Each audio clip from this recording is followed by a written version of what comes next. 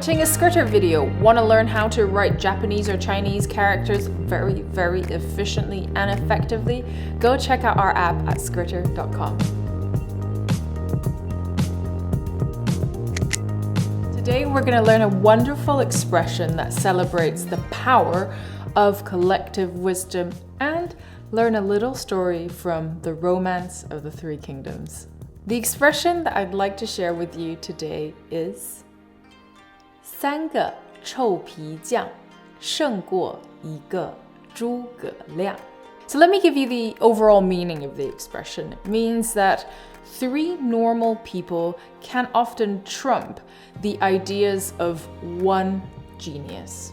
Let's break down the expression a bit more because the story behind it is really quite interesting, and hopefully you'll be able to use the expression next time you're in a room, there's a couple of buddies, you're trying to figure out a problem, maybe you're feeling a bit disheartened and you can be like, guys, we can come up with a great solution because 三个臭皮匠胜过一个诸葛亮.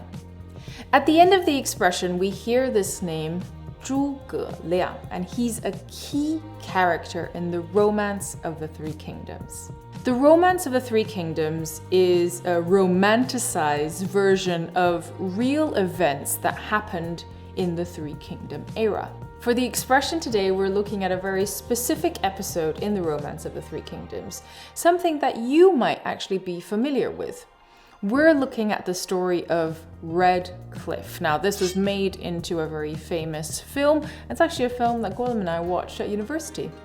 Now, Zhuge Liang was one of the most renowned strategists in Chinese history, full stop. When Zhuge Liang's name is mentioned in expressions or stories, it's often used as a synonym to genius. And that's how it's used in today's expression.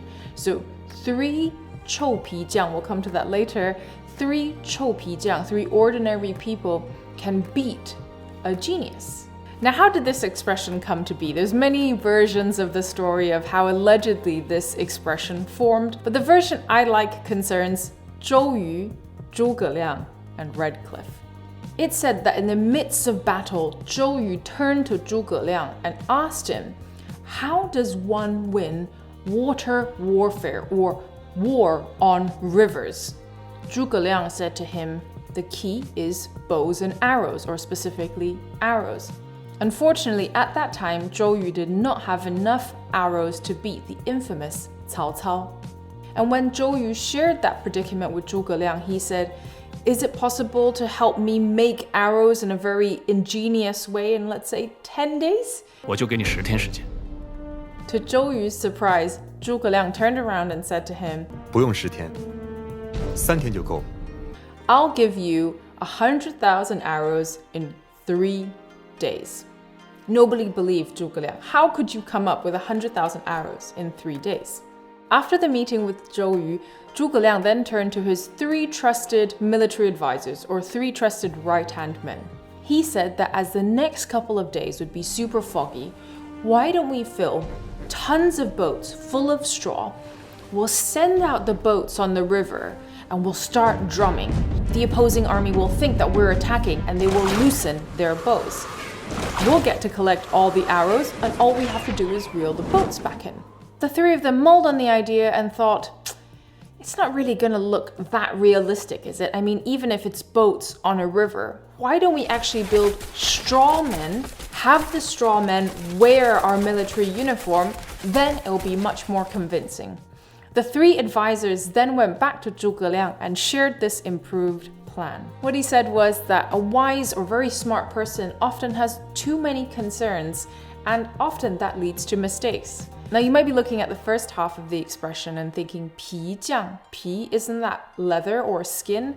There are versions of this story where the story does portray these 3 people as people that worked with leather or leather smiths. Instead, in the most popular version, it said that it's actually a misuse of characters. 皮匠 was the term to use for a vice general or someone high up in military command. I really like this story because it shows that as smart as one person can be, or as smart as a genius can be, there is nothing that trumps wisdom and experience. And even someone as smart as Zhuge Liang still relied on experienced military generals. Now, you could say that they were men of normal wit or normal intellect, but they still came up with a better solution. And you might be wondering if Zhuge Liang and his 3 men got those arrows in the end. Yes, they did.